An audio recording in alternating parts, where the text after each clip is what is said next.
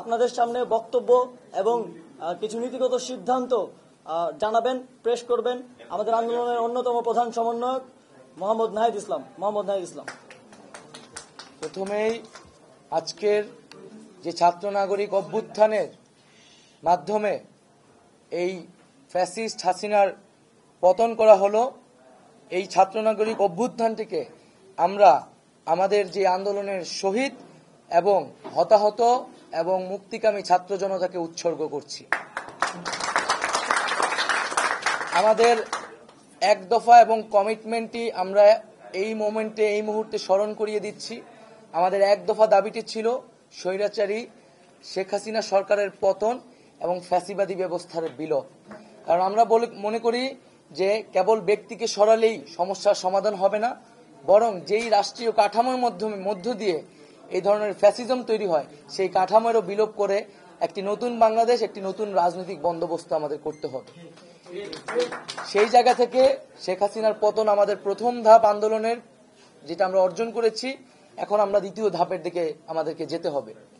সেজন্য আমরা মনে করি এই যে অভ্যুত্থানকারী ছাত্র নাগরিক তাদের প্রস্তাবিত, আমরা একটি প্রস্তাব করব আগামী 24 ঘন্টার মধ্যে আমরা একটি অন্তর্বর্তীকালীন জাতীয় সরকারের প্রস্তাব করব। সেই জাতীয় সরকারে অভ্যুত্থানকারী ছাত্র নাগরিকদের অংশ থাকবে এবং সমাজের যে নাগরিক সমাজ সহ যে নানান পেশাজীবী এবং নানান ধরনের পক্ষ রয়েছে সকলের প্রতিনিধিত্ব নিশ্চিত করে তাদের সাথে আলোচনার মাধ্যমে আমরা একটা অন্তর্বর্তীকালীন জাতীয় সরকারের রূপরেখা এবং নাম, সেই সরকারে কারা কারা থাকবে সেই নামগুলো ঘোষণা করব। কারণ আপনারা সকলেই জানেন যে আমরা আসলে গত কয়েকদিন ধরে খুবই ব্যাপক নিরাপত্তাহীনতার ভিতরে ছিলাম, যোগাযোগ থেকে বিচ্ছিন্ন ছিলাম। আমাদেরকে প্রথমে আমাদের সমন্বয়কদের সাথে বসতে হবে, তারপরে সমাজে নানান পক্ষদের সাথে বসতে হবে, বসে আমরা একটি সমন্বিত সিদ্ধান্ত গণতান্ত্রিকভাবে জাতির সামনে উপস্থাপন করতে চাই। সেটা আগামী 24 ঘন্টার মধ্যে আমরা সেই অন্তর্বর্তীকালীন জাতীয় সরকারের রূপরেখা প্রস্তাবনা করব। যারা এই আন্দোলনে শহীদ হয়েছে তাদেরকে আমরা জাতীয় বীর হিসেবে ঘোষণা করছি এবং এছাড়াও যারা এই ফ্যাসিস্ট রেজিমে গত কয়েক বছরে শহীদ হয়েছেন তাদেরকেও আমরা আজকের এই দিনে স্মরণ করছি। এবং আমরা বলেছিলাম যে শেখ হাসিনার পদত্যাগই কিন্তু একমাত্র সমাধান হবে না। এই যে তারা একটি গণহত্যার সাথে জড়িত এবং এর আগেও পিলখানা হত্যাকাণ্ড থেকে শুরু করে বিভিন্ন গণহত্যা, গুম, খুন, মানবাধিকার লঙ্ঘন, ভোটাধিকার লঙ্ঘনের সাথে তারা জড়িত। এর অবস্থায় বিচারের ব্যবস্থা করতে হবে। শেখ হাসিনা পালিয়ে গেলেই হবে না, আমরা তাকে বিচারের আওতায় আনব এবং শুধু ফ্যাসিবাদ যারা ফ্যাসিজমে সরাসরি সহায়তা করেছে এবং তাদের সমর্থক তাদেরকে বিচারের আওতায় আনা হবে। এবং আমরা বলতে চাচ্ছি যে অভ্যুত্থানকারী ছাত্র নাগরিকের সমর্থিত বা প্রস্তাবিত সরকার ছাড়া আমরা কিন্তু আর কোনো ধরনের সরকারকে সমর্থন করব না। সেটা সেনা সমর্থিত সরকার হতে পারে বা জরুরি অবস্থা দিয়ে রাষ্ট্রপতি শাসিত সরকার হতে পারে। আমরা এই ধরনের কোন সরকারকে বিপ্লবী ছাত্র জনতা গ্রহণ করবে না। আমরা ঘোষণা করছি যে সকল আমাদের আন্দোলনের শিক্ষার্থী সমন্বয়ক ডাকসুর সভা সম্পাদক আক্তার হোসেনকে এখনো জেলে বন্দী করে রাখা হয়েছে, আমাদের সমন্বয়ক ইব্রাহিম নীরব সহ সারা দেশেই বিভিন্ন সমন্বয়ক, আন্দোলনকারী এবং নিরপরাধ ব্যক্তিদের গ্রেফতার করে রাখা হয়েছে কারাগারে। আমরা সকল কারাবন্দীদের, এই আন্দোলনের কারাবন্দী এবং এছাড়াও এই ফ্যাসিস্ট রেজিমে যে নিরপরাধ ব্যক্তি এবং রাজবন্দী করে রাখা হয়েছে তাদেরকে আগামী 24 ঘন্টার মধ্যে মুক্ত করার ঘোষণা করছি।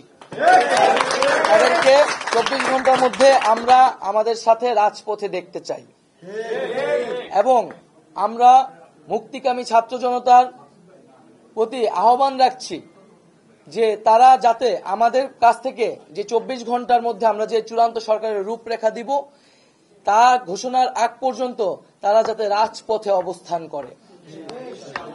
এবং এক্ষেত্রে আমাদেরকে সতর্ক থাকতে হবে যে আন্দোলনের সুযোগে এখানে ফ্যাসিবাদের দোসররা এখনো নানান ধরনের অঘটন, নাশকতা, সহিংসতা করে এই আন্দোলনের ন্যায্যতাকে প্রশ্নবিদ্ধ করার চেষ্টা করে যেতে পারে। আমরা আহ্বান জানাচ্ছি সকলের প্রতি, এই দেশ আমার, এই রাষ্ট্রীয় সম্পদ আমাদের, সেক্ষেত্রে কেউ যাতে কোনো ধরনের লুটপাট, সাম্প্রদায়িক হামলা, কোনো ধরনের উস্কানিতে কান না পাতে মুক্তিকামী ছাত্র জনতাকেই সতর্ক থাকতে হবে এবং দেশের সম্পদ রক্ষা করতে হবে। আমরা কোনো প্রাণনাশ, কোনো সহিংসতা চাই না। আমরা শান্তিপূর্ণভাবে রাজপথে অবস্থান করব এবং যাদের বিচার করা হবে তাদের একটি প্রক্রিয়া অনুসরণ করে ন্যায় বিচারই আমরা সমাজে প্রতিষ্ঠা করব। আমরা বৈষম্য দূর করার জন্য, সমাজে ন্যায় বিচার এবং জীবনের নিরাপত্তার জন্যই কিন্তু এই এক দফা আন্দোলন ঘোষণা করেছিলাম। সেই ঘোষণার প্রতি যাতে সবাই শ্রদ্ধাশীল থাকে এবং বৈষম্য বিরোধী ছাত্র আন্দোলনের নেতৃত্বে এই অভ্যুত্থান সংগঠিত হয়েছে এবং আমরা আহ্বান জানাচ্ছি যে বৈষম্য বিরোধী ছাত্র আন্দোলন সকলের জীবন এবং জানমালের নিরাপত্তার জন্য মাঠে থাকবে, সে বিষয়ে সবচেয়ে বেশি সতর্কতা দিয়ে আমরা রাজপথে থাকব। এবং আমরা আহ্বান জানাচ্ছি, আমরা ঘোষণা করছি যে যাতে বাংলাদেশে আমরা একটা ঐক্যবদ্ধভাবে এই গণঅভ্যুত্থানের কাছাকাছি, গণঅভ্যুত্থানের মাধ্যমে সরকার পতন করেছি, আমাদের এখন ঐক্যবদ্ধ থাকতে হবে। এই ঐক্যবদ্ধ নষ্ট করার সকল পরিকল্পনাকে নস্যাৎ করে দিতে হবে। সেজন্য আমরা বারবার বলেছি যে আমরা এই হাসিনা রেজিম, এই ফ্যাসিবাদী ব্যবস্থার বিপরীতে, খুনি সরকারের বিপরীতে প্রতিবাদী জনতা। এখানে কোনো দল, মত, ধর্ম নির্বিশেষে আমরা সবাই ঐক্যবদ্ধ হয়েছি।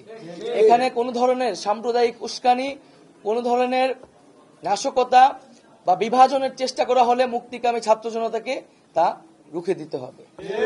আমি আবারও এই গণ অভ্যুত্থানের জন্য সকলকে ধন্যবাদ জানাচ্ছি, সকলকে অভিনন্দন, দেশবাসীকে অভিনন্দন জানাচ্ছি এবং আমরা আগামী 24 ঘন্টার মধ্যেই অন্তর্বর্তীকালীন জাতীয় সরকারের রূপরেখা হাজির করব।